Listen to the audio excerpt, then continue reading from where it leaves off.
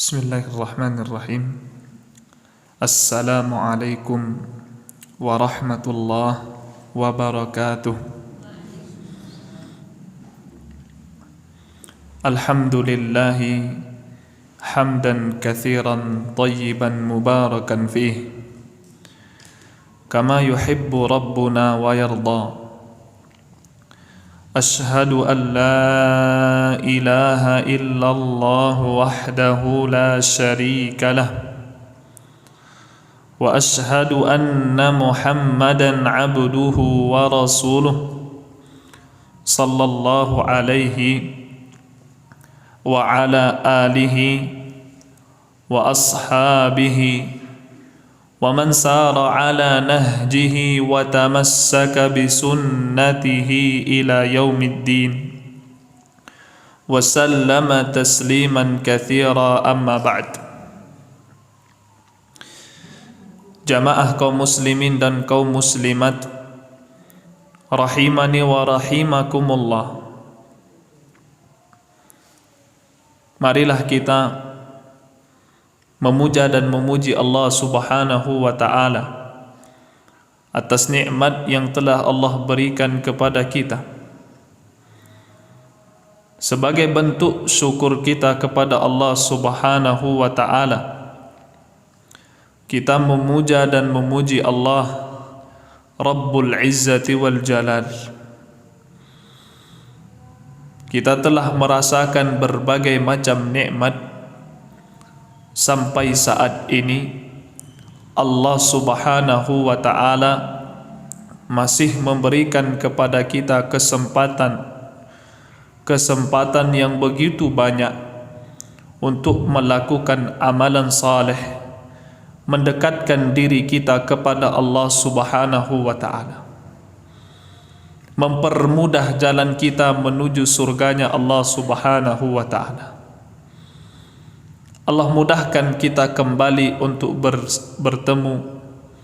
Allah mudahkan kita kembali untuk duduk bersama, mendengarkan ayat-ayat Allah, mendengarkan hadis-hadis An-Nabi alaihi salatu wassalam. Dan Allah Subhanahu wa ta'ala telah menyiapkan pahala dan ampunan bagi hamba yang senantiasa duduk di rumah-rumah Allah Subhanahu wa ta'ala, kemudian mentadabburi ayat-ayat Allah, mempelajari hadis-hadis An-Nabi alaihi salatu wassalam. Ikhwatal iman, kaum muslimin dan kaum muslimat, bapak dan ibu yang dirahmati dan dimuliakan oleh Allah. Pembahasan kita hari ini adalah sebuah hadis Nabi alaihi salatu wassalam yang diriwayatkan oleh Al-Imam Al-Bukhari dan juga Al-Imam Muslim. Hadis yang merupakan hadis yang agung. Yang hadis ini diriwayatkan oleh Abdullah ibnu Mas'ud radhiyallahu taala anhu. Kita bacakan hadisnya, kemudian kita pelajari, kita tadabburi, kita renungkan bersama makna daripada hadis ini. Hadis ini dari Abdullah ibnu Mas'ud, beliau berkata, haddatsana, berkata kepada kami, telah bersabda kepada kami Rasulullah sallallahu alaihi wasallam, yaitu Ar-Rasul Muhammad sallallahu alaihi wasallam. Kemudian Ibnu Mas'ud mengatakan, wa huwa sadiqul masduq. Nabi alaihi salatu wassalam adalah seseorang yang sadiq. Sadiq artinya yang benar, tidak berdusta. Itu artinya sadiq. Artinya Ibnu Mas'ud radhiyallahu ta'ala anhu, beliau menyifati Nabi dengan sadiq, artinya orang yang jujur. Tak hanya itu, Ibnu Mas'ud berikan penekanan sekali lagi. Kata Ibnu Mas'ud, Nabi bukan hanya orang yang jujur, tapi masduq. Masduq artinya yang dibenarkan. Dia jujur, akan tetapi manusia dikala itu membenarkan Nabi. Sampai Nabi alaihi salatu wassalam sebelum datang kepadanya perintah Allah, sebelum datang kepadanya Al-Quran, beliau dijuluki oleh orang-orang Quraisy sebagai apa Pak? Ibu? Julukan Nabi apa? Al-Amin. Dijuluki orang yang memiliki amanah, yang dibenarkan, yang jujur. Manusia mengakui hal tersebut. Sampai ketika datang risalah kepada Nabi alaihi salatu wassalam, Nabi berdiri di hadapan orang-orang kufar. Kata Nabi alaihi salatu wassalam, seandainya saya menyampaikan kepada kalian bahwa di belakang bukit ini ada sekelompok kuda perang yang akan menyerang kalian, ada sebuah pasukan yang akan menyerang kalian, kata Nabi, apakah kalian akan membenarkan saya? Apakah kalian akan jujur membenarkan saya, mengatakan saya adalah orang jujur? Apa kata orang kufar Quraisy? Iya. Sebelum diberitahu, dia tahu bahwa Nabi telah mendapatkan risalah dari Allah. Kata orang kufar Quraisy, iya, engkau adalah orang yang jujur. Kemudian Nabi sallallahu alaihi wasallam mengatakan, saya telah diperintahkan oleh Allah Subhanahu wa taala untuk memperingatkan manusia, memberi kabar gembira, memberi peringatan. Telah turun kepada saya risalah Allah Subhanahu wa taala. Saya sekarang adalah seorang nabi, saya sekarang adalah seorang rasul. Kata orang kufar, di antaranya Abu Lahab, beliau mengatakan, tabban laka alihada jama'tana, celaka binasa wahai engkau Rasul, apa hanya untuk perkara ini engkau mengumpulkan kami? Artinya orang-orang kufar tidak terima. Padahal di awal tadi bilang apa, Bu? Jujur, Al-Amin. Akan tetapi setelah datang risalah Allah Subhanahu wa taala, Nabi diingkari orang-orang kufar Quraisy. Maka Nabi alaihi salatu wassalam diakui sebagai orang yang shadiq al-masduq, orang yang jujur dan orang dibenarkan. Kemudian nanti kita sebutkan faedahnya. Kenapa Ibnu Mas'ud ini menyebutkan bahwa Rasul ini orang yang jujur dan dibenarkan? Apa faedahnya di dalam hadis ini akan kita sebutkan. Kemudian kata Nabi sallallahu alaihi wasallam, inna ahadakum, sesungguhnya satu di antara kalian, yujma'u khalquhu, dikumpulkan penciptaannya. Artinya manusia dikumpulkan penciptaannya, dimulai penciptaannya kapan? Fi batni ummih, di dalam perut ibunya. Arba'ina yauman nutfah, selama 40 hari sebagai air mani. 40 hari kita di dalam perut ibu kita dalam keadaan setetes air mani. Dari situlah Allah menciptakan kita. Betapa rendahnya kita, betapa hinanya kita, diciptakan dari apa? Setetes mani. Kan tetapi al-fuqaha mengatakan air mani adalah suci. Itu pendapat yang kuat di kalangan para ulama. Maksudnya apa, Ustaz? Ya, ini pembahasan fikih dalam Islam, Ibu, Bapak. Ketika air mani keluar, maka wajib mandi. Kalau seandainya tidak sengaja, Ibu, kena air mani, batal wudu? Apakah batal wudu? Tidak. Kenapa? Air mani suci. 40 hari kita di perut ibu kita dalam keadaan apa? Mani. Kemudian kata Nabi, "Tsumma yakunu 'alaqatan mithla dzalik." Kemudian Allah rubah air mani tadi menjadi setetes darah, segumpal darah. "Tsumma yakunu mudghatan mithla dzalik." 40 hari kita dalam keadaan darah, segumpal darah. Kemudian Allah rubah kembali menjadi segumpal daging selama 40 hari. Berarti berapa? Jadi berapa? 40 tambah 40 tambah 40.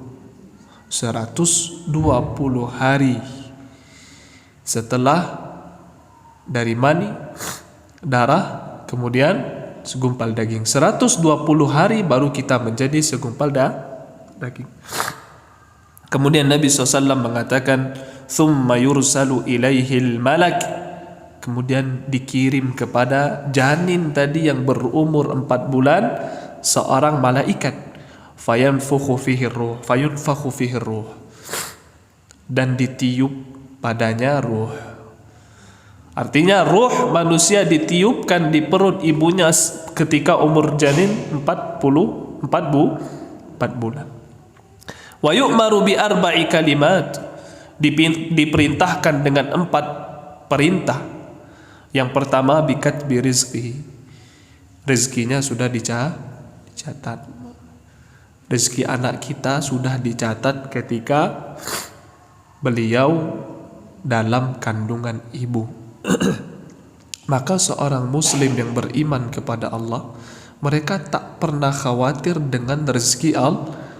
Kenapa? Sudah dicatatkan di dalam perut ibunya rezekinya sekian.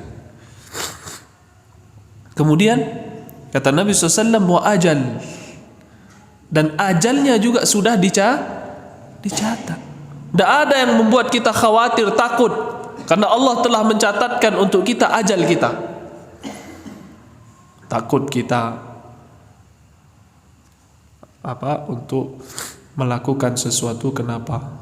Takut saya nanti mati, kiamat sudah dekat. Ustaz, saya tidak mau usaha lagi, saya maunya ibadah saja. Akhirnya dia takut, padahal Allah telah catatkan untuknya ajal. Kemudian wa amalihi, Allah telah catatkan untuknya amalnya. Wa syaqiyyin aw sa'idin, bahkan Allah telah catatkan dia dari orang yang sengsara atau dari orang yang bahagia. Dan Allah catatkan pula.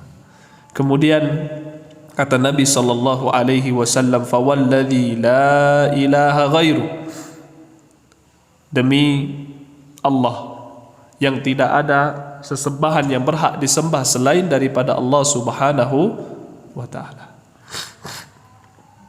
Inna ahadakum la ya'malu bi amali ahli jannah. Salah seorang di antara kalian sungguh dalam kehidupan sehari-harinya telah beramal dengan amalan orang saleh yang menghantarkan mereka ke dalam surganya Allah. Beribadah terus, beramal saleh terus. Hatta ma yakunu bainahu wa bainaha illa dhira', sampai jarak antaranya dan antara surga itu hanya 1 hasta saja. Dekat kali. Kematiannya sudah di ujung. Kalau seandainya dia bersabar, insya Allah masuk surga.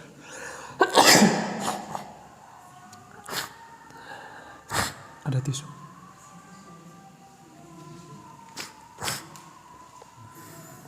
Sudah dekat sekali antara surga dan neraka. Ada. Sudah ada. Syukran. Terima kasih.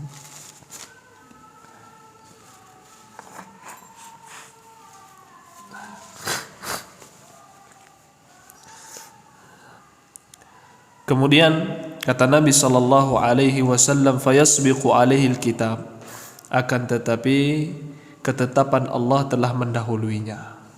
Ternyata hamba tadi yang beramal dengan amalan orang saleh di setiap harinya telah Allah catatkan.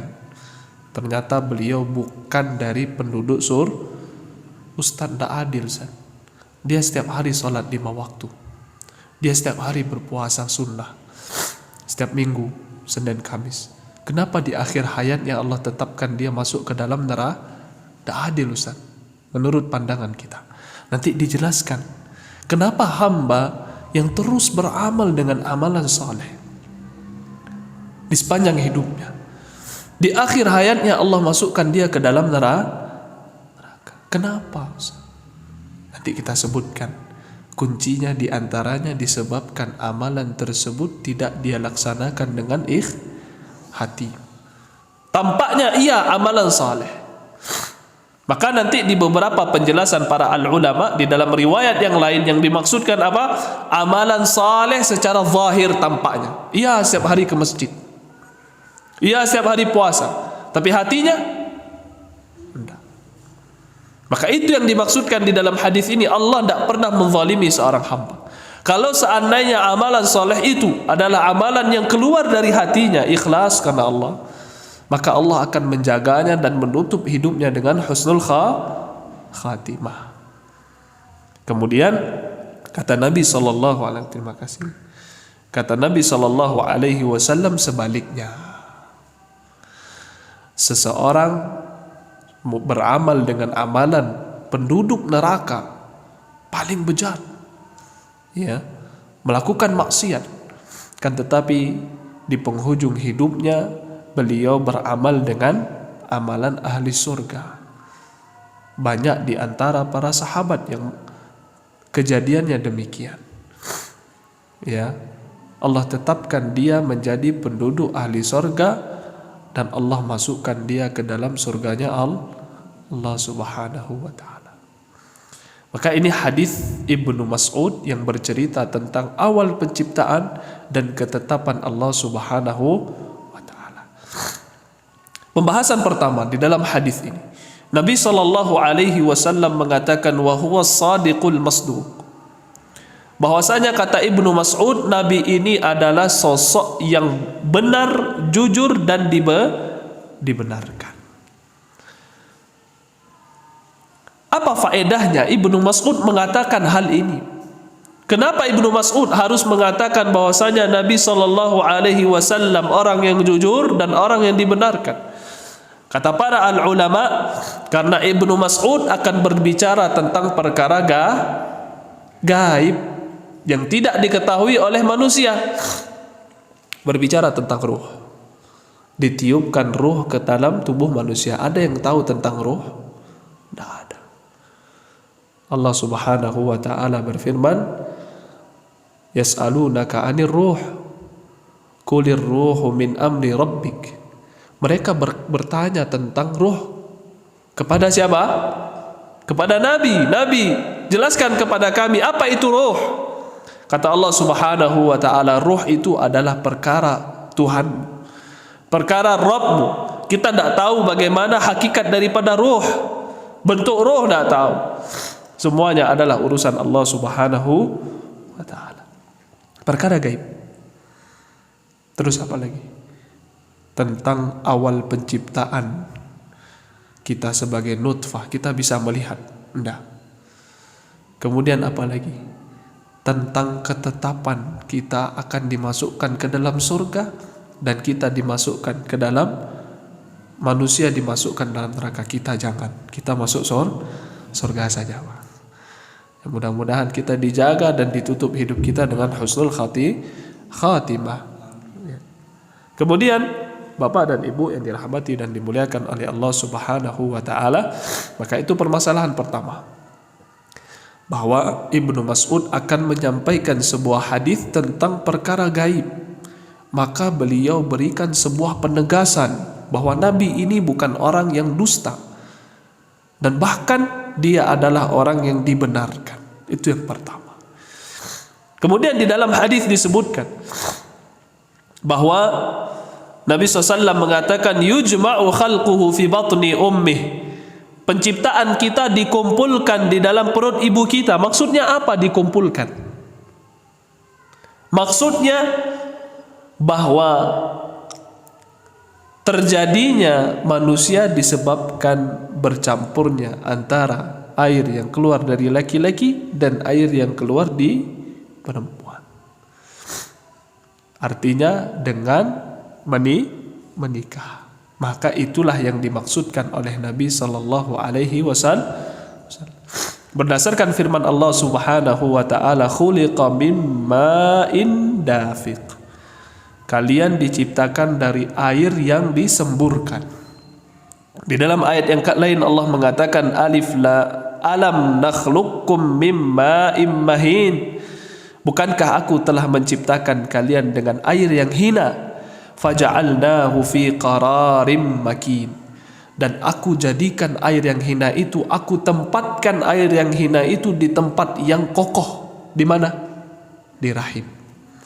Maka itu maksud hadis bahwasanya Allah Subhanahu wa taala mengumpulkan penciptaan, maksudnya di dalam perut ibu pertemuan antara air laki-laki dan air perempuan.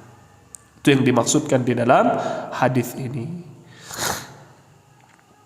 Kemudian permasalahan selanjutnya, hadis ini menjelaskan kepada kita tahap-tahap penciptaan. Bahwa tahap penciptaan manusia yang pertama dimulai dengan air apa? Mani. Kemudian yang kedua apa? Apa? Darah, segumpal darah. Yang ketiga apa? Segumpal daging. Itulah tahapan penciptaan manusia.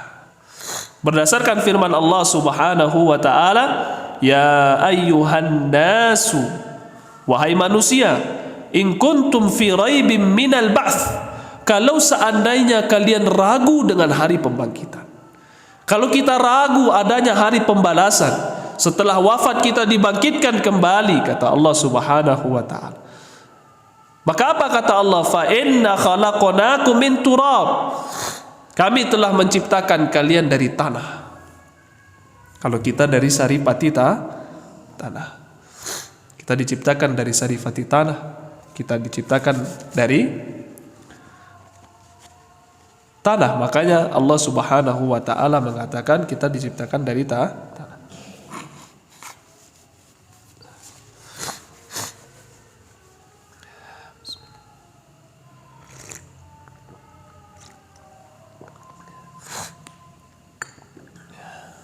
Kemudian Allah Subhanahu wa taala mengatakan summa min nutfah. Kemudian setelah tanah berubah menjadi air mani. Dia laki-laki makan, kemudian ya diolah makanan, kemudian berubahlah menjadi air mani. Summa min alaqah. Kemudian berubah menjadi segumpal darah. Summa min mudghah. Kemudian berubah menjadi segumpal daging. Maka daripada itu hadis ini sejalan dengan firman Allah Subhanahu wa taala. Jamaah kaum muslimin dan kaum muslimat yang dirahmati dan dimuliakan oleh Allah Subhanahu wa taala. Perkara yang keempat, bahwa hadis ini menjelaskan kepada kita ketika seorang hamba telah melalui 3 tingkatan tersebut, dari mani, kemudian segumpal darah, kemudian segumpal daging, maka dalam waktu 120 hari atau 4 bulan ditiupkan kepada janin tersebut ruh. Maka manusia yang ada di dalam perut ibu mulai dia hidup dan bergerak. Sebelumnya apa? Mati. Sebagaimana yang Allah katakan di dalam Al-Quran, kita mengalami 2 kematian dan 2 kehidupan. Kita 2 kali mati dan kita 2 kali hidup. Mati kita 2 kali, hidup kita 2 kali. Berdasarkan firman Allah Subhanahu wa taala, qalu rabbana amattana thnataini wa ahyaitana thnataini. Wahai Allah Subhanahu wa taala mengatakan, wahai Allah, wahai Tuhan kami, Engkau telah mewafatkan kami sebanyak 2 kali dan telah menghidupkan kami sebanyak 2 kali. Kematian pertama kapan? Wafat kita pertama kapan? Kapan kita wafat pertama? Kematian kita sebagaimana di dalam ayat ini.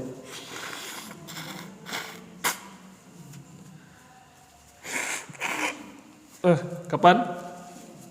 Maaf. Kapan kematian pertama kita? Kapan? Sayangnya nggak ada hadiah. Biasanya ada hadiah. Ada hadiah ya? Lagi nggak ada. Kapan awal kematian kita kapan? Sebelum ditiupkan ruh, itu kematian pertama. Kemudian Allah Subhanahu wa ta'ala beri kehidupan pertama kapan? Ketika ditiupkan ruh. Berarti kita ini sekarang berada di kehidupan yang pertama. Kemudian Allah wafatkan lagi dengan kematian yang kedua kapan? Kapan? Ketika kita wafat dan dimasukkan ke dalam kubur. Maka itulah wafat kita yang kedua. Kehidupan kita yang ketiga kapan?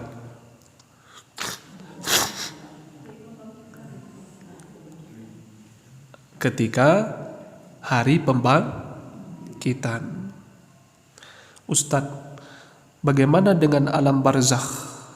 Kehidupan keberapa, Ustaz? Ayat ini tidak menafikan, tidak menentang atau bertolak belakang dengan kehidupan barzakh.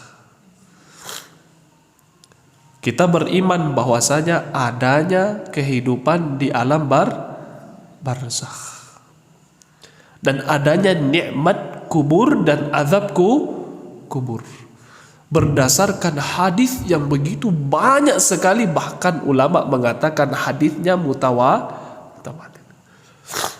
Di antara hadis yang menjelaskan nikmat dan azab kubur ketika Nabi sallallahu alaihi wasallam melewati dua kubur. Melewati dua buah kubur. Kemudian Nabi alaihi salatu wasallam berkata kepada para sahabat, innahuma la yu'adzabani fama yu'adzabani fi kabirin. Dua orang ini sedang diazab. Berarti menunjukkan apa? Adanya azab kubur. Dan mereka tidaklah diazab dengan perkara yang berat, tapi perkara yang sepele, yang mudah ditinggalkan. Fa amma ahaduhuma fa innahu la yastatiru fil baul. Yang satu ini, beliau tidak menutup aurat ketika buang hajat kecil atau pipis, atau bahasa Waknya apa? Kerai. Tidak menutup auratnya. Abilo teraga langsung dikeluarkan. Dalam perjalanan cari tempat langsung dikeluarkan. Tidak menutup aurat. Dan tidak dia berhati-hati dengan buang air kecil, dia diazab. Yang satu lagi, fa innahu yamshi bin namimah. Dia jalan, kerjanya ngadu domba. Murah untuk meninggalkannya, akan tetapi azabnya adalah azab yang berat, termasuk dosa besar mengadu domba. Kemudian Nabi SAW mengambil satu ranting, satu pelepah kurma, dipotongnya dua, kemudian ditancapnya ke atas kubur. Berdasarkan hadis ini kita temui di masyarakat kita bahwa ketika dikubur sering kita dapati apa, Bu? Nanam bunga. Berdasarkan hadis ini, benar apa enggak? Kita kaji hadis ini untuk dapat faedah. Benar enggak?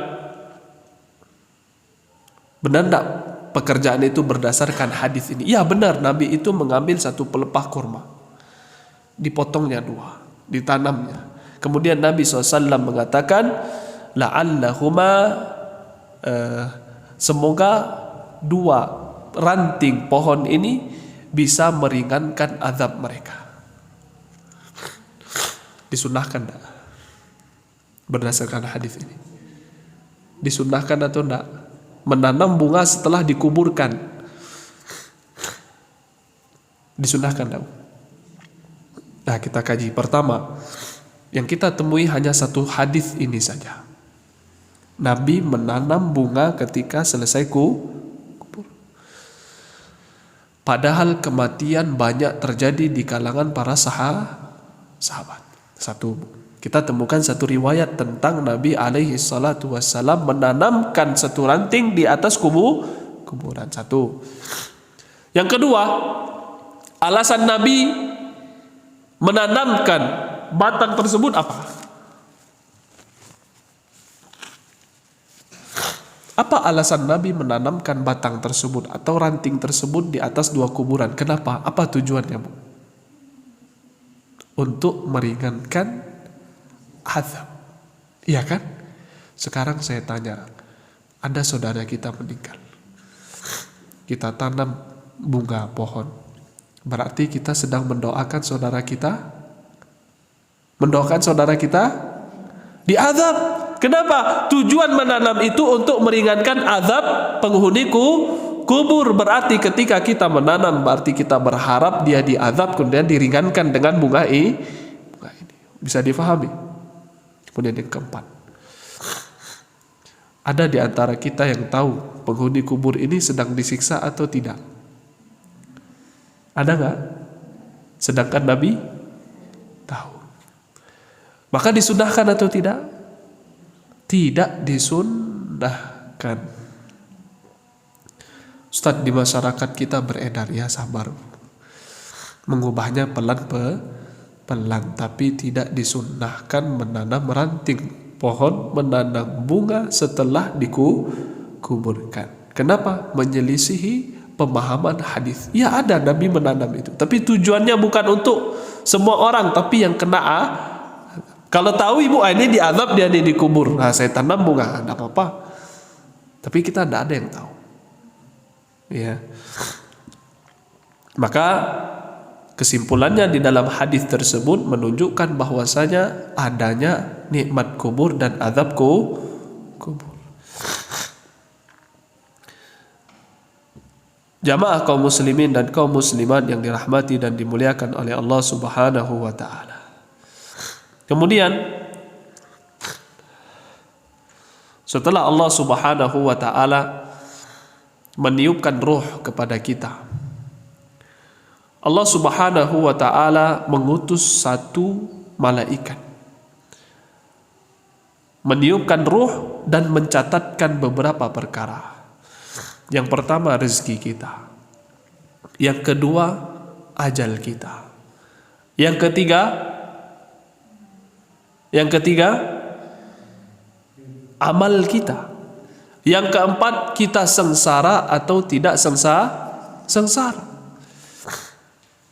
Bahkan Allah telah tetapkan kita laki-laki dan perempuan. Maka daripada itu, mengetahui laki-laki dan perempuan di dalam perut ibu bukan dari perkara gaib. Paham ibu? Misalnya pergi ibu ke dokter untuk apa? USG. Kemudian diketahui anak ibu laki-laki, anak ibu perempuan, dari perkara gaib? Tidak. Kenapa? Dari ilmu pengetahuan. Bisa difahami ibu? Maka tidak masuk ke dalam ancaman Allah kepada orang yang percaya kepada perkara yang bukan percaya kepada seseorang yang mengetahui perkara gaib. Kenapa? Karena itu adalah bagian dari ilmu pengetahuan. Maka ketika kita mendasari sesuatu perkara dengan ilmu pengetahuan, maka kita tidak masuk seperti meramal besok hujan. Kalau didasari dengan ilmu pengetahuan, bagaimana alur angin, bagaimana hangatnya matahari, bagaimana awan, maka tidak masuk dengan meramal. Tapi kalau seandainya dia lihat ke langit dan dia lihat bintang sekarang sedang banyak, atau bintang sekarang arahnya lurus, bintang arah bengkok, berarti besok hujan. Maka itu namanya meramal. Maka dalam hadis ini kita mendapati bahwa setelah Allah tiupkan roh dan Allah tetapkan, kemudian kita mengetahui laki-laki dan perempuan, maka itu bukan bagian dari mengetahui perkara yang gaib. Tapi sebelum 4 bulan itu, maka seorang hamba tidak akan pernah mengetahui dia laki-laki atau perempuan. Kalau belum dia hamil, baru hamil 1 bulan, kata seseorang dia laki-laki, maka ini terlarang. Kemudian yang keenam, di antara faedah dari hadis ini, bahwa Allah Subhanahu wa ta'ala telah mencatatkan seluruh takdir untuk hambanya. Bahkan Allah Subhanahu wa ta'ala telah menetapkan kebahagiaan dan kesengsaraan dan apa yang akan didapati oleh seorang hamba nanti di hari kiamat. Dia penduduk surga dan penduduk neraka telah Allah tetapkan. Maka kita telah mempelajari tentang permasalahan takdir. Yang perlu kita imani yang pertama apa? Bahwasanya Allah Subhanahu wa ta'ala memiliki ilmu, dan Allah mengetahui bapak atau ibu adalah orang yang saleh, memilih amalan saleh atau tidak memilih amalan saleh. Allah telah mengetahui segala sesuatu. Maka Allah Subhanahu wa ta'ala menetapkan bapak atau ibu dari penduduk surga atau dari penduduk neraka. Kemudian di dalam hadis ini dijelaskan bahwa manusia itu terbagi menjadi 4 golongan, 4 macam manusia. Yang pertama, ada manusia itu yang mulai hidupnya dengan amalan saleh, dengan kebaikan-kebaikan, dan dia tutup juga dengan kebaikan. Artinya ketika dia hidup, dia adalah orang saleh, orang baik. Ketika wafat, dia orang baik dan orang saleh. Golongan yang kedua adalah ketika seseorang hamba hidup dengan keburukan-keburukan dan ditutup juga dengan keburukan. Dan yang ketika seorang hamba memulai hidupnya dengan kebaikan, dia dengan tutup dengan keburukan. Seperti dia keluar dari agama Islam, ya, di penghujung hidupnya. Sebagaimana sebuah kisah,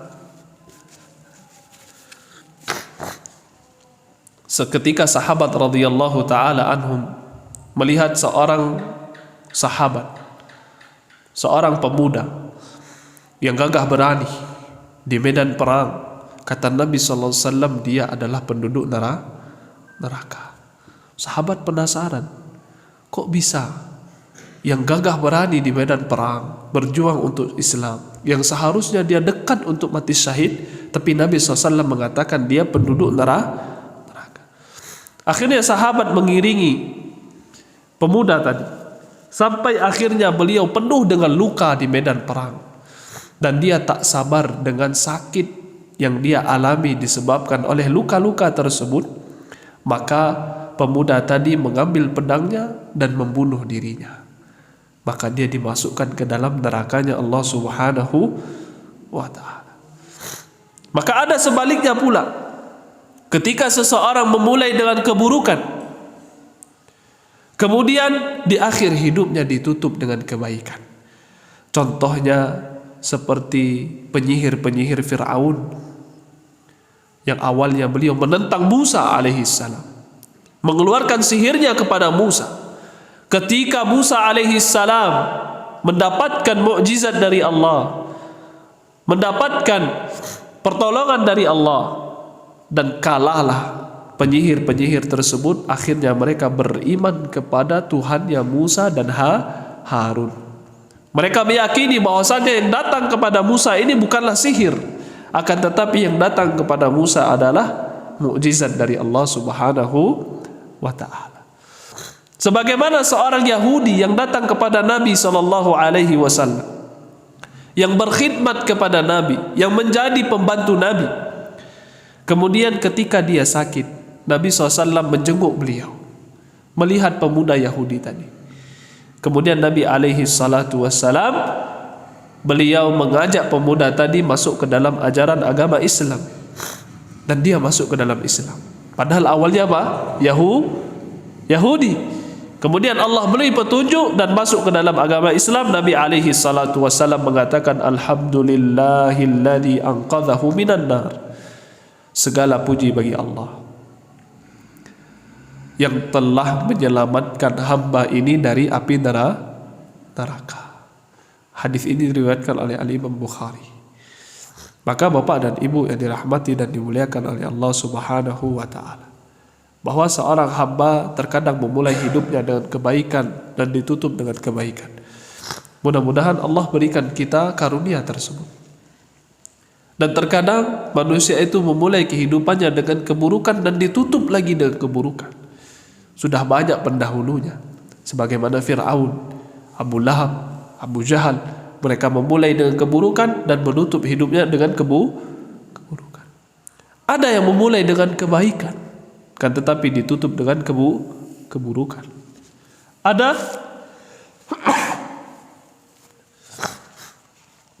Ada yang memulai hidupnya dengan keburukan, akan tetapi menutup hidupnya dengan kebaikan seperti para sahabat yang dahulunya adalah musyrik, kafir, kemudian Allah tunjuk mereka, Allah beri mereka hidayah dan masuklah mereka ke dalam agama Islam. Bapak dan Ibu jamaah kaum muslimin dan kaum muslimat yang dirahmati dan dimuliakan oleh Allah Subhanahu wa taala. Permasalahan selanjutnya. Hadis ini mengajarkan kepada kita bahwa kebahagiaan dan kesengsaraan semuanya atas kehendak Allah Subhanahu wa taala. Kita bahagia, kita sengsara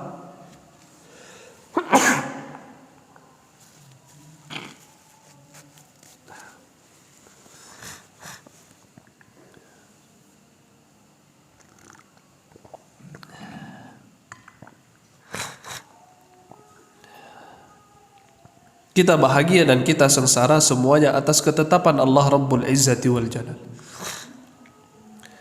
Dan kebahagiaan dan kesengsaraan yang telah ditetapkan oleh Allah Subhanahu wa taala juga ada upaya dari kita yang kita upayakan. Artinya Allah telah memberikan kita kehendak. Allah telah memberikan kita kemampuan. Allah telah memberikan kita upaya. Akan tetapi seluruh upaya kita, seluruh keinginan kita berada di bawah keinginan Allah Subhanahu wa taala dan kehendak Allah Subhanahu wa taala. Artinya hamba seluruhnya Allah berikan pilihan. Apakah dia apakah dia mau beramal soleh, ataukah dia tidak beramal soleh, telah Allah beri pilihan. Akan tetapi seluruhnya berada di bawah kehendak Allah Subhanahu wa taala. Jamaah kaum muslimin dan kaum muslimat yang dirahmati dan dimuliakan oleh Allah Subhanahu wa taala. Kemudian faedah yang terakhir di dalam hadis ini disebutkan oleh Al-Imam An-Nawawi rahimahullah.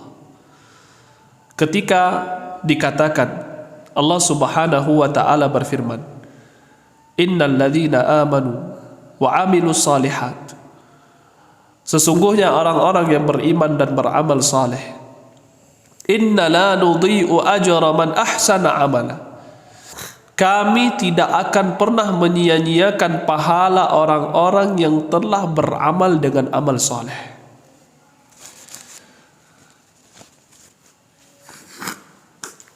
Mohon maaf Ibu.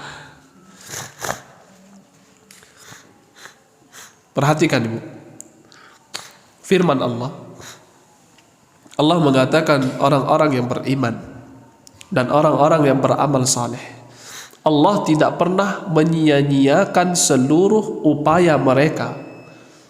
Artinya dia sudah beramal saleh sepanjang hidupnya, tapi kenapa di akhir hayatnya di dalam hadis ini dia dimasukkan ke dalam neraka? Padahal Allah mengatakan di dalam Al-Quran bahwa Allah tidak pernah menyia-nyiakan amalan saleh seorang hamba. Ustaz, bisa difahami maksudnya Ibu? Di dalam hadis tadi dia sudah beramal sepanjang hidupnya, di penghujung hayat dia dimasukkan ke dalam neraka. Di dalam firman Allah disebutkan Allah tidak pernah menyia-nyiakan amalan saleh. Ustaz, tadi di dalam hadis disebutkan dia telah beramal dengan amalan penduduk ahli surga, tapi di penghujung hidupnya kenapa dia beramal dengan amalan ahli neraka? Padahal Allah di dalam Al-Quran mengatakan Allah tidak pernah menyia-nyiakan amalan saleh. Faham ibu? Seolah-olah bertolak belakang antara hadis dengan Al-Quran. Ya kan? Hadisnya mengatakan amalan soleh itu seolah-olah jadi sia-sia. Sedangkan Al-Quran mengatakan Allah tidak pernah menyia-nyiakan amalan soleh. Bertolak belakang. Kita katakan wahai bapak dan ibu, tidak ada Al-Quran dan hadis yang sahih bertolak belakang. Semuanya pasti satu jalan. Cuman yang membuat tolak belakang adalah akal kita, kemampuan kita di dalam memahami hadis.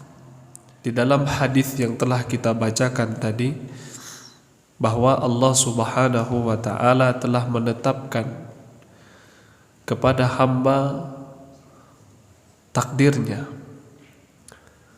Ada di antara mereka yang hidup dengan kebahagiaan, dan ada di antara mereka yang hidup dengan kesengsaraan. Ada yang telah ditetapkan dia akan masuk ke dalam surga, dan ada yang telah ditetapkan bahwa dia akan dimasukkan oleh Allah ke dalam nerakanya Allah. Kemudian kita bertanya, bukankah Allah berfirman bahwa seorang hamba yang melakukan amalan saleh di dalam hidupnya, Allah Subhanahu wa ta'ala tidak menyia-nyiakan amalan saleh yang telah dia perbuat. Akan tetapi di dalam hadis tadi bahwa Allah Subhanahu wa ta'ala memasukkan seorang hamba ke dalam neraka disebabkan memasukkan ke dalam neraka setelah beliau melakukan amalan saleh yang begitu panjang. Seolah-olah hadis dan ayat bertolak belakang. Maka para ulama menjelaskan bahwa permasalahan ini telah dijelaskan oleh Nabi sallallahu alaihi wasallam di dalam hadis yang lain. Kata Nabi sallallahu alaihi wasallam, "Inna ahadakum, sesungguhnya satu di antara kalian la ya'malu bi amali ahlil jannah, sungguh-sungguh mereka beramal di dalam hidupnya dengan amalan ahli surga, hatta ma yakunu bainahu wa bainaha illa dzira, sampai jarak antara dia dan surga hanya sejengkal." Kemudian di dalam riwayat yang lain Nabi SAW mengatakan fima yabdu linnas, dia melakukan amalan saleh berdasarkan apa yang tampak di mata manusia. Tampak dia sholat ke masjid, pergi ke masjid, dia baca Al-Quran. Yang tampak saja oleh manusia dia melakukan amalan saleh, akan tetapi hakikatnya tidak. Bisa jadi kata para ulama disebabkan oleh perkara yang merusak amalan salehnya. Dia beramalan saleh akan tetapi dia rusak amalannya dengan riya. Dia ingin pamer, tidak ikhlas kepada Allah. Atau dia beramal dengan amalan saleh akan tetapi tidak sesuai dengan tuntunan dan contoh dari Nabi dan para sahabatnya, sehingga tampak di mata dia orang saleh akan tetapi sejatinya beliau bukanlah orang saleh. Maka hadis ini tidak bertolak belakang dengan firman Allah Subhanahu wa ta'ala, kalau seandainya kita telah melakukan amalan saleh, maka Allah tidak akan pernah menyia-nyiakan amalan yang dilakukan oleh seorang hamba jikalau amalan tersebut adalah amalan yang ikhlas dan amalan yang sesuai dengan sunnah Nabi sallallahu alaihi wasallam. Di antara faedah yang bisa kita petik dari hadis ini Bapak dan Ibu, ketika seseorang hamba dalam perjalanan hidupnya melakukan sebuah amal saleh, kan tetapi di akhir hayatnya dia dimasukkan ke dalam neraka, berarti kita butuh rasa takut di dalam hati kita. Sekarang kita tidak ada jaminan kita penduduk surga, penduduk neraka. Tidak ada satu di antara kita yang tahu kecuali yang telah ditetapkan di dalam Al-Quran dan hadis Nabi Sallallahu Alaihi Wasallam. Ketika Nabi SAW mengatakan bahwasanya pemuda ini masuk neraka, Abu Lahab masuk neraka, Fir'aun masuk neraka, pamannya masuk neraka, maka kita mengimani itu dan meyakini itu. Akan tetapi manusia yang tidak pernah disebutkan di dalam Al-Quran, tidak pernah disebutkan di dalam hadis, maka tidak boleh kita memvonis seseorang surga atau neraka. Maka timbullah rasa takut di hati kita. Kita hari ini mengaji duduk bersama, tak ada jaminan di antara kita yang akan masuk surga. Kita takut. Akan tetapi di dalam hadis ini juga mengajarkan kepada kita rasa harap, membuang putus asa. Yang pertama kita takut. Kemudian di dalam hadis, di akhir hadis disebutkan ada orang yang melakukan amalan-amalan penduduk ahli neraka. Amalan-amalan yang mampu menjerumuskan beliau kepada dosa, bahkan masuk ke dalam neraka. Akan tetapi di akhir hidupnya Allah selamatkan dia. Artinya apa? Ada harapan. Maka di dalam sebuah ibadah kehidupan, Allah Subhanahu wa Ta'ala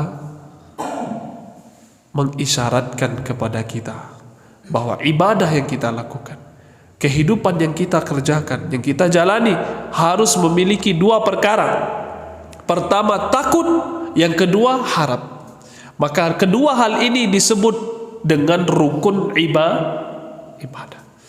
Sebuah ibadah harus mengumpulkan dua rukun yang agung ini, yaitu rasa takut dari azab Allah, rasa takut dari neraka Allah, dan kita berharap akan surganya Allah Subhanahu wa Ta'ala. Maka daripada itu hadis ini mengajarkan kepada kita untuk takut dan harap. Takut agar kita tidak menganggap sepele suatu perkara. Takut kita bahwa amalan kita tidak ada jaminannya. Tapi kita berharap, kita tidak putus asa bahwa rahmat Allah begitu luas. Bapak dan Ibu, kaum muslimin dan kaum muslimat yang dirahmati dan dimuliakan oleh Allah, mungkin itu singkat faedah dari hadis ini tentang awal penciptaan. Telah ditetapkan untuk kita rezeki, ajal, amal, kebahagiaan dan kesengsaraan. Dan telah ditetapkan untuk kita penduduk surga dan penduduk neraka. Maka berdoalah kepada Allah Subhanahu wa Ta'ala, mudah-mudahan Allah menjadikan kita satu dari penduduk surga. Amin. Kemudian hadis selanjutnya yang kita bahas, hadis yang kelima, yaitu tentang mengikuti sunnah Nabi Sallallahu Alaihi Wasallam. Nanti pekan besok satu lagi, mohon dibelikan bukunya, namanya Arba'in An-Nawawiyah, 40 hadis pilihan, nanti dipegang satu-satu ya, supaya bisa baca, bisa dilihat faedahnya. Hadis kelima, hadis ini dari Ummul Mukminin, ibunya dari seluruh kaum mukmin. Siapa? Ummu Abdillah Aisyah. Artinya istrinya para nabi, Aisyah dan yang lainnya adalah ibunda kita semua. Istri Nabi alaihi salatu wassalam seluruhnya tanpa terkecuali adalah Ummul Mukminin, ibunda seluruh kaum muslimin. Maka seseorang tidak boleh menikahi mereka ketika safar, ya, bahwa kita adalah mahramnya dari ibunda istri Nabi alaihi salatu wassalam. Beliau berkata, qala Rasulullah SAW, Rasul SAW bersabda, man ahdatha, siapa yang membuat, fi amrina hadha, siapa yang membuat di dalam urusan kami, maksud di dalam urusan kami adalah di dalam perkara agama.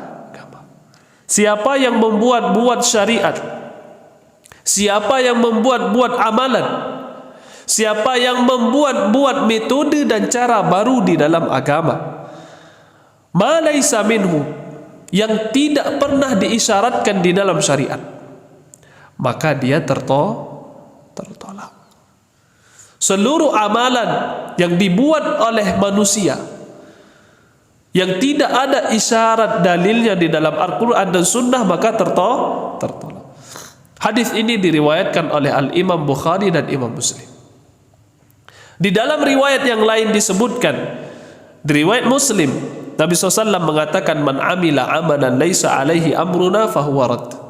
Siapa yang melakukan sebuah amal, kalau tadi yang membuat perkara, yang membuat sesuatu, yang membuat inovasi baru, yang membuat metode baru, cara baru. Riwayat yang kedua, Nabi SAW mengatakan, siapa yang beramal dengan sebuah amalan laisa alaihi amruna, amalan tersebut tidak dibangun di atas perkara kami, tidak ada urusannya dengan agama kami, tidak dibangun di atas dalil, tidak dibangun di atas Al-Quran, tidak dibangun di atas Sunnah. Artinya dia beramal, akan tetapi tidak ada urusannya dengan Al-Quran dan Sunnah. Tidak pernah dicontohkan oleh Nabi, tidak pula para sahabat. Maka kata Nabi SAW, fahuwa raddun, maka amalan tersebut tertolak. Hadis ini merupakan hadis yang agung, yang menjadi pijakan dan pegangan seorang muslim. Kenapa? Karena ini merupakan timbangan dasar diterimanya amalan seorang hamba. Artinya amalan-amalan kita bisa kita timbang ini diterima atau tidak. Kapan? Ketika amalan ini sudah sesuai dengan Al-Quran dan Sunnah. Kalau tidak ada dalam Al-Quran, tidak ada pula di dalam As-Sunnah, tidak pula diisyaratkan, atau dalam pendalilan dia salah, keliru, maka amalan tersebut akan tertolak. Artinya amalan ini harus sesuai dengan syariat. Maka ini hadis yang agung. Ya, artinya sholat kita diterima atau tidak sesuai dengan hadis atau dalil atau tidak. Saya sholat, kemudian sholat saya menyelisihi sholatnya Rasul alaihi salatu wassalam, maka bisa-bisa amalan saya tertolak. Yang saya buat tertolak. Saya baca Quran atau zikir, tapi zikirnya dengan metode baru dan cara baru, maka bisa-bisa amalan tersebut adalah amalan yang tertolak.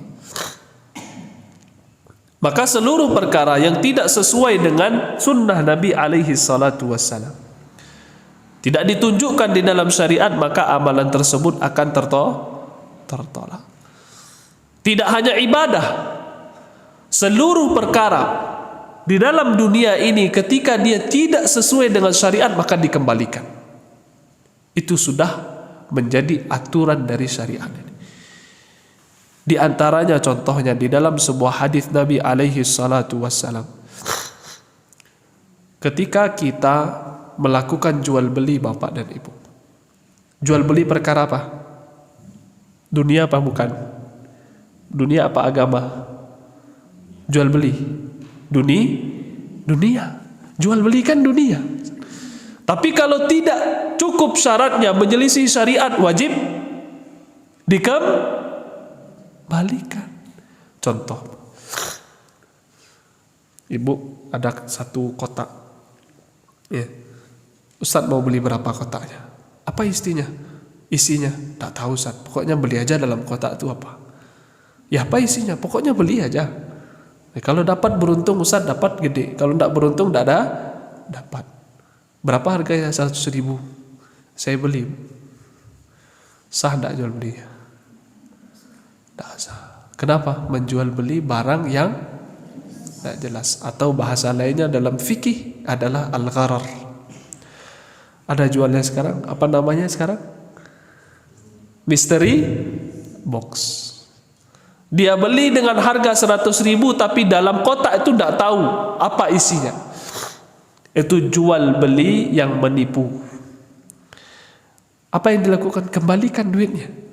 Kembalikan barang yang tidak sah. Maka seluruh perkara yang menyelisih syariat wajib dikembalikan. Seluruh perkara tanpa terkecuali. Begitu pula agama. Seluruh amalan yang tidak dikerjakan sesuai dengan syariat, maka Allah akan kembalikan. Allah tak akan terima. Maka ini menjadi dasar kita beragama. Solat saya sudah sesuai Al-Quran belum? Sudah sesuai sunnah belum? Sudah diamalkan oleh para sahabat belum? Ruku saya, puasa saya, haji saya, sebentar lagi haji. Haji saya sudah sesuai dengan hadis belum?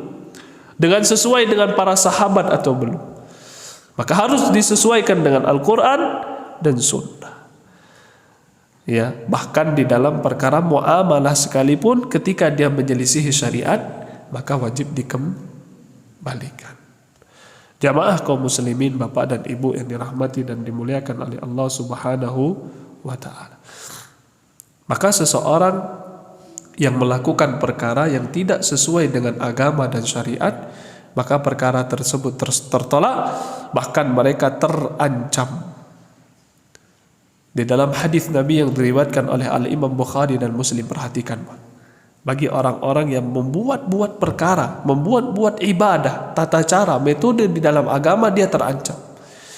Kata Nabi SAW, man ahdatha fiha hadathan, siapa yang membuat inovasi baru, variasi baru di dalam agama, au awa muhdithan, atau melindungi orang-orang yang membuat perkara yang baru, atau merujuk kepada perkara yang orang-orang yang membuat perkara yang baru, mengikuti orang-orang yang membuat perkara yang baru, yang tidak ada syariatnya, fa alaihi la'natullah, maka orang tersebut akan mendapatkan laknat dari Allah Subhanahu wa ta'ala. Artinya ibu, bapak, ketika melakukan amalan yang tidak berdasarkan dalil, tak pula contoh dari Nabi alaihi salatu wassalam, bukan hanya tertolak tapi terancam dengan hadis Nabi, maka orang tersebut akan mendapatkan laknat dari Allah Subhanahu wa ta'ala, wal malaikatu, dan dari para malaikat akan dilaknat, wan nasu ajma'in, dan akan mendapat laknat dari seluruh manusia. Maka ini bukan perkara sepele, Pak. Menjaga agama kita, menjaga ibadah kita. Apa ibadah kita sudah sesuai atau belum? Maka ancamannya sangatlah keras. Kemudian di antara faedah yang bisa kita petik dari hadis ini, penulis menyebutkan dua hadis.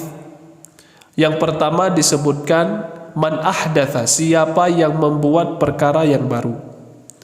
Yang satu lagi, siapa yang beramal dengan amalan yang tidak ada contohnya, tidak ada pijakannya di dalam syariat. Satu siapa yang membuat, satu siapa yang beramal. Kenapa harus dibawakan dua hadis ini? Disebutkan di dalam kitab ini dua hadis ini. Apa faedahnya? Karena hadis yang pertama khusus untuk orang yang membuat syariat. Hadis yang kedua umum untuk orang yang membuat dan beramal mengikuti yang telah membuat. Misalnya saya bikin, kemudian si Audrey ngikutin saya, berarti dua-duanya tertolak.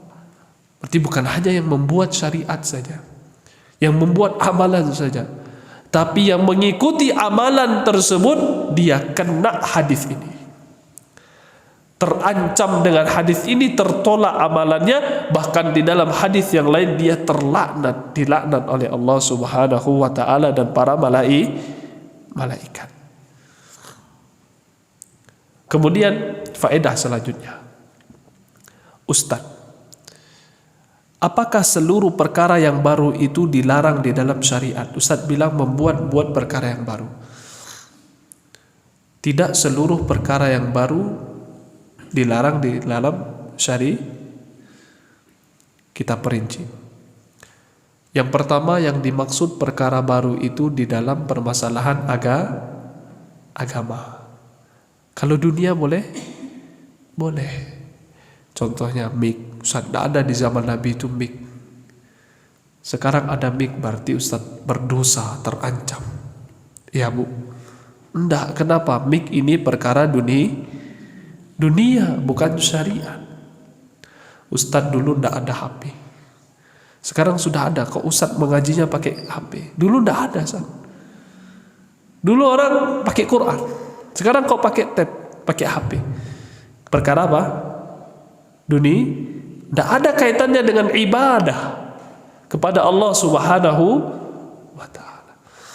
Atau perkara yang di dalamnya maslahat untuk agama, untuk menjaga agama, melindungi agama. Seperti apa? Seperti para ulama menuliskan cabang ilmu baru.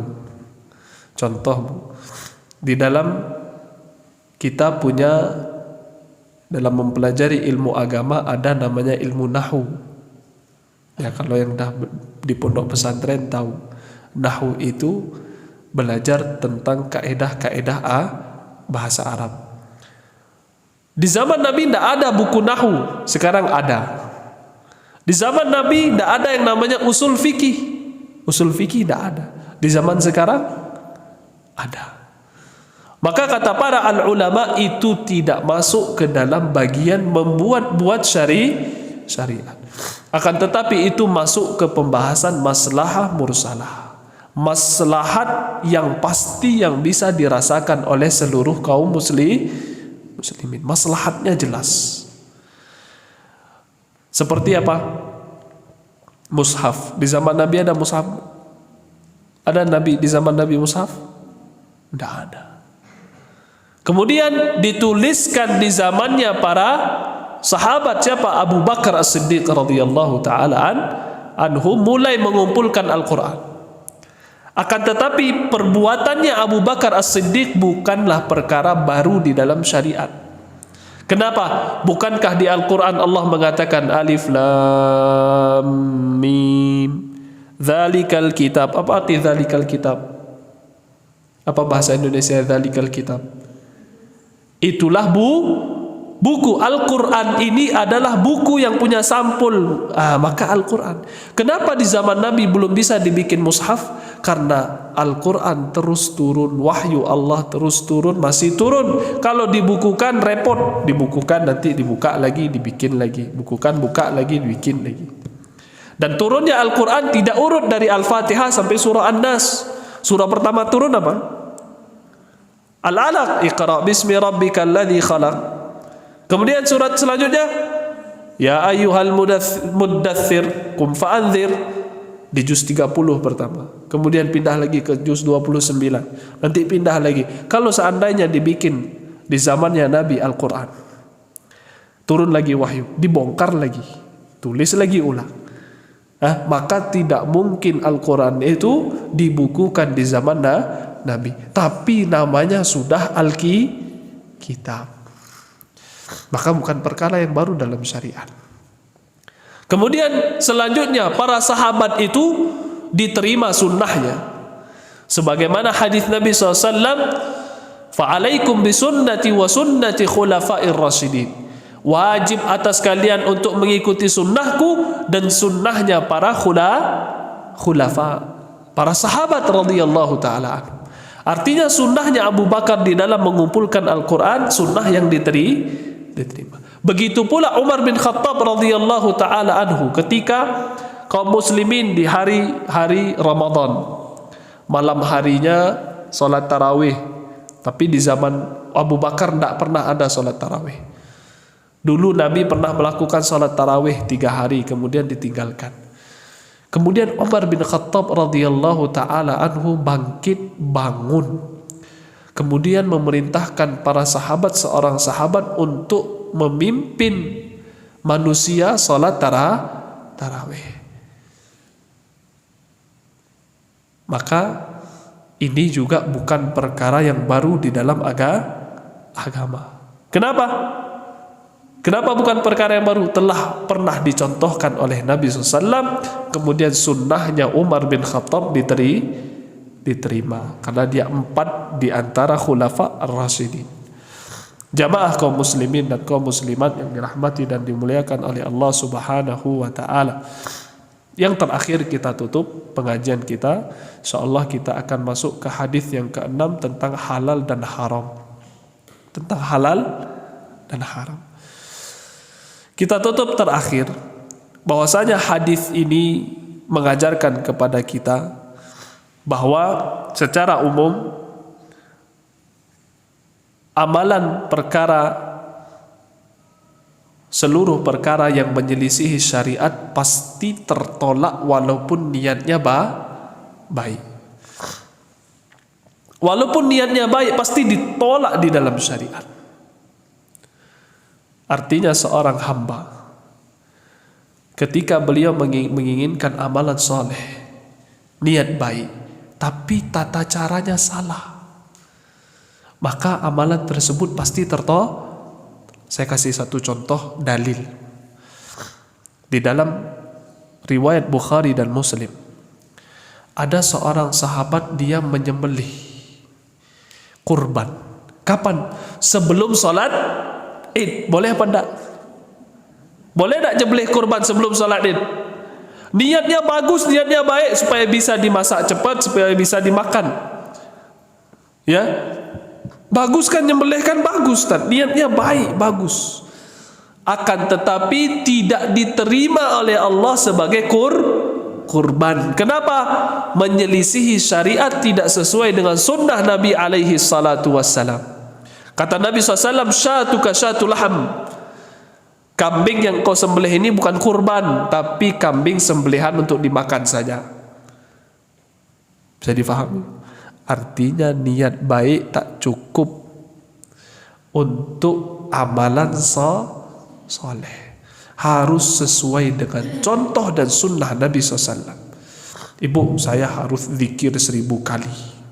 Kan bagus zikir. Bagus tak zikir? Bagus. Tapi ketika ibu bilang 1000 kali, harus zikir 1000 kali. Karena keutamaannya ini. Mana dalilnya dari Al-Quran dan Sunnah? Tidak ada, Ustaz. Saya saja, Ustaz, tertolak. Tidak boleh. Kenapa? Harus sesuai dengan yang dicontohkan oleh Al-Quran dan Sunnah. Berzikir berapapun yang kita mampu. 1000, 2000, 3000, 5000 silakan. Dan zikir yang ditentukan oleh Nabi alaihi salatu wassalam, ada yang 10 kali, ada yang 100 kali, ada yang 33 kali setelah sholat, ada yang 3 kali, ada yang 1 kali zikir. Atau kita berzikir sebanyak-banyaknya sebagaimana yang Allah perintahkan, fadhkurullaha zikran katsira. Berzikirlah kalian dengan zikir yang banyak. Maka tak cukup amal soleh. Contoh lain, besok hari apa? Hari Ahad. Ahad ya, hari libur. Ustaz, sholat subuh besok kita 5 rakaat. Baik tak, Bu? Bagus tak? 5 rakaat sholat subuh, bagus tak? Bagus, banyak, bukan hanya 2 tapi 5.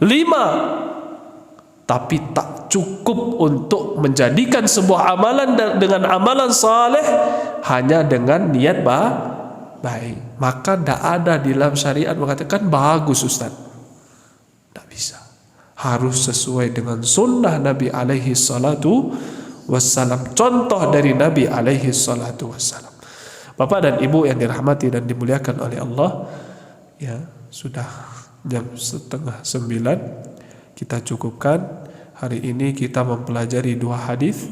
Yang pertama tentang ketetapan Allah awal penciptaan manusia, bahwasanya kita telah ditetapkan rezeki kita, ajal kita di dalam perut ibu kita, dan juga kita tidak boleh putus asa dan tidak pula kita terlalu menyepelekan. Harus ada rasa takut dan harus ada rasa harap, karena Allah Subhanahu wa ta'ala telah menetapkan kita ada yang masuk ke dalam surga dan ada yang masuk ke dalam neraka. Sebagaimana di dalam hadis, maka kita harus takut dengan azab Allah dan kita harus berharap dengan surga Allah Subhanahu wa ta'ala. Kemudian hadis yang kedua, yaitu hadis yang mengajarkan kepada kita bahwa amalan kita harus didasari dengan contoh dalil dari Al-Quran dan Sunnah. Karena tak cukup dengan niat baik saja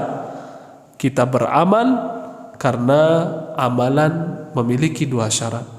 Pertama, niat. yang ikhlas. Yang kedua sesuai dengan contoh atau sunnah Nabi alaihi salatu wassalam. Wallahu ta'ala alam. Mudah-mudahan bermanfaat dan bisa kita amalkan dalam kehidupan kita sehari-hari, dan Allah subhanahu wa ta'ala memberikan keistiqamahan kepada kita, ketabahan hati, sampai Allah tutup usia kita dengan husnul khatimah, dan Allah pertemukan kita kembali di dalam surganya Allah. Mohon maaf Bapak dan Ibu atas segala kekurangan di dalam menyampaikan kekhilafan kepada Allah, saya mohon ampun. Kita akhiri dengan doa kafaratul majlis. Subhanakallahumma wa bihamdika asyhadu an la ilaha illa anta astaghfiruka wa atubu ilaik. Wa sallallahu nabiyana Muhammad wa ala alihi wa sahbihi wasallam. Assalamualaikum warahmatullahi wabarakatuh.